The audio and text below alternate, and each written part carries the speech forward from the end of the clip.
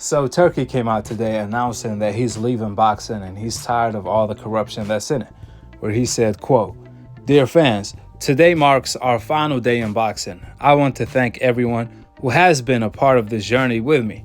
To my dear friends scheduled to fight on the London and New York cards, I apologize for the time and effort you put into training camp. I wish you the best of luck in your future fights, as those events have now been officially canceled. Yours truly, Turkey." End of the quote. Now, I ain't no genius, but coincidentally today is April Fool's, and I believe this is a big April Fool's joke. With that being said, there's no doubt about it, Turkey has brought boxing back to life on certain weeks. But here's the problem with that. We cannot be going months without watching boxing, at least quality fights. I ain't talking about ultimate cherry pick some fights no one cares about, like Zabeta versus Tevin Farmer rematch.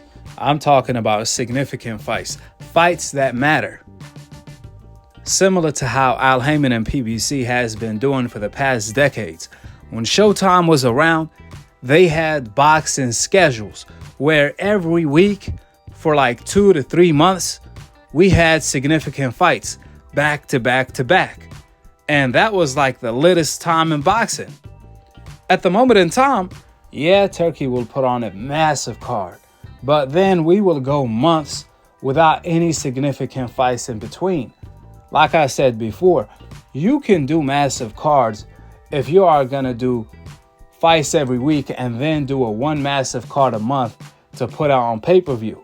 But if you're going to neglect having a schedule like every sport has and only do massive cards once every couple or a few months, that's not going to cut it. That defeats the purpose. For example, on May, the first week of May, we have 3 different cards on 3 different days. On Friday, there's a massive card of Barboza versus Tio, Devin Haney versus Ramirez, and Ryan versus Rolly. Then the day after that, Canelo is going to fight William Skull. And then the day after that, Inouye is going to fight someone we never heard of. You see the problem with that?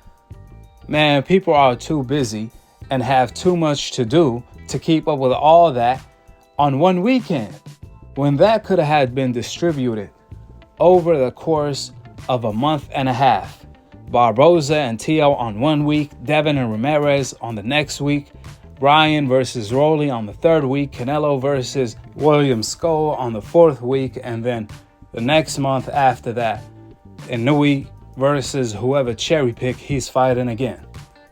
That will be better for the fans to keep up with all of that. That will be better for the sport because it will create momentum and the fans will be talking about boxing the entire time instead of just 1 week and then it will die down. And that will create more revenue because every fight will have a gate and that will bring in more money, more eyes on the fights, etc., etc., etc.